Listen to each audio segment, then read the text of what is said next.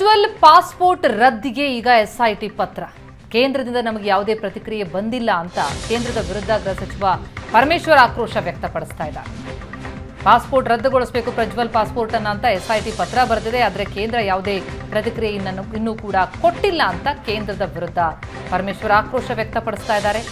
ಕಾನೂನು ಚೌಕಟ್ಟಿನಲ್ಲಿ ಕೇಂದ್ರ ಸರ್ಕಾರ ಸಹಾಯ ಮಾಡಬೇಕು. ಪ್ರಧಾನಿಗೆ ಸಿಎಂ ಬರೆದ ಪತ್ರಕ್ಕೂ ನಮಗೆ ಉತ್ತರ ಬಂದಿಲ್ಲ. ಕೇಂದ್ರ ಸರ್ಕಾರ ಬರೀ ಟೀಕೆ ಟಿಪ್ಪಣಿ ಮಾಡಿಕೊಂಡಿದೆ. ಕೋರ್ಟ್ನಿಂದಲೂ ಈಗ ವಾರೆಂಟ್ ಜಾರಿಯಾಗಿದೆ. ಆ ವಾರೆಂಟ್ ಜಾರಿ ಬಗ್ಗೆಯೂ ಕೇಂದ್ರಕ್ಕೆ ಎಸ್ಐಟಿ ತಿಳಿಸಿದೆ. ವಾರೆಂಟ್ ಹೊರಡಿಸಿದ ಮೇಲೆ ಪಾಸ್ಪೋರ್ಟ್ ಅನ್ನು ರದ್ದು ಮಾಡಬೇಕು. ಆದರೆ ಕೇಂದ್ರದಿಂದ ನಮಗೆ ಯಾವುದೇ ಪ್ರತಿಕ್ರಿಯೆ ಬಂದಿಲ್ಲ ಅಂತಿದ್ದಾರೆ ಹೋಮ್ ಮಿನಿಸ್ಟರ್. ಏನು ಕೂಡ ಬಂದಿಲ್ಲ. ಅದೇ ನಮಗೆ ಭಾಳ ನಾವು ಮತ್ತು ಒತ್ತಾಯ ಮಾಡ್ತಾ ಇರ್ತಕ್ಕಂಥದ್ದು ಕೇಂದ್ರ ಸರ್ಕಾರ ಕೂಡ ಸಹಾಯ ಮಾಡಬೇಕಲ್ಲ. ಬರೀ ಟೀಕೆ ಟಿಪ್ಪಣಿಗಳನ್ನು ಮಾಡೋದ್ರಲ್ಲಿ ಏನು ಅರ್ಥ ಇಲ್ಲ. ಕಾನೂನಿನ ಚೌಕಟ್ಟಿನಲ್ಲಿ ಕೇಂದ್ರ ಸರ್ಕಾರ ಕೂಡ ನಮಗೆ ಸಹಾಯ ಮಾಡಬೇಕು. ಏನು ನಾವು ಅವರಿಗೆ ಪಾಸ್ಪೋರ್ಟನ್ನು ಡಿಪ್ಲೊಮ್ಯಾಟಿಕ್ ಪಾಸ್ಪೋರ್ಟನ್ನು ನೀವು ಕ್ಯಾನ್ಸಲ್ ಮಾಡಬೇಕು ಅಂತೇಳಿ ಪ್ರಧಾನಮಂತ್ರಿಗಳಿಗೆ ಮುಖ್ಯಮಂತ್ರಿಗಳು ಪತ್ರ ಬರೆದಿದ್ರು. ಅದಕ್ಕೂ ಏನು ನಮಗೆ ರೆಸ್ಪಾನ್ಸ್ ಬಂದಿಲ್ಲ. ಆದರೆ ಈಗ ವಾರಂಟ್ ಇಶ್ಯೂ ಮಾಡಿದ್ದಾರೆ, ಕೋರ್ಟಿಂದ ವಾರಂಟ್ ಇಶ್ಯೂ ಆಗಿದೆ. ಅದನ್ನು ಕೂಡ ತಿಳಿಸಿದ್ದಾರೆ. ಈಗಾಗಲೇ SITನವ್ರಿಗೆ ಪತ್ರ ಬರೆದಿದ್ದಾರೆ. ಅದು ಅಫಿಷಿಯಲ್ ಚಾನಲ್ಲು. ಅದರಲ್ಲಿ ವಾರಂಟ್ ಇಶ್ಯೂ ಮಾಡಿದ ಮೇಲೆ ನೀವು ಕ್ಯಾನ್ಸಲ್ ಮಾಡಬೇಕಾದದ್ದು ಅವರ ಕರ್ತವ್ಯ. ಅದು ಹಾಗಾಗಿ ಮಾಡಬೇಕು. ಈ ಮಧ್ಯೆ ಎಸ್ಐಟಿ ತನಿಖೆಯ ಬಗ್ಗೆ ಕುಮಾರಸ್ವಾಮಿ ಆಕ್ಷೇಪ ವ್ಯಕ್ತಪಡಿಸಿದ್ದು, HDK ಆಕ್ಷೇಪಕ್ಕೂ ಗೃಹ ಸಚಿವ ಪರಮೇಶ್ವರ್ ತಿರುಗೇಟಿದ್ದಾರೆ.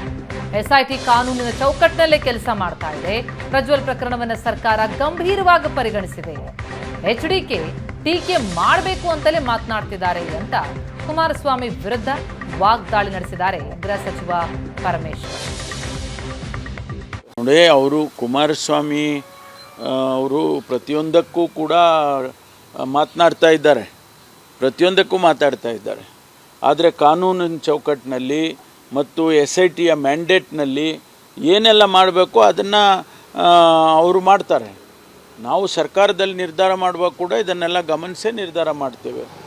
ಅದನ್ನು ಅವರು ಪ್ರತಿನಿತ್ಯ ಟೀಕೆ ಟಿಪ್ಪಣಿಗಳು ಮಾಡ್ತಾ ಇದ್ದಾರೆ. ಅವರೊಂದು ರೀತಿಯಲ್ಲಿ ಅವರೇ ಇದೇನು ಹೀಗೆ ಮಾಡಬೇಕು ಹಾಗೆ ಮಾಡಬೇಕು ಅಂತ ಹೇಳ್ದಂಗೆ ಕಾಣಿಸುತ್ತೆ. ನೋಡಿ, ಅವರು ಕುಮಾರಸ್ವಾಮಿ ಅವರು ಪ್ರತಿಯೊಂದಕ್ಕೂ ಕೂಡ ಮಾತನಾಡ್ತಾ ಇದ್ದಾರೆ.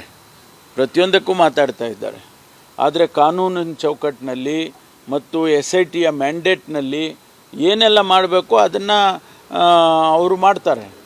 ನಾವು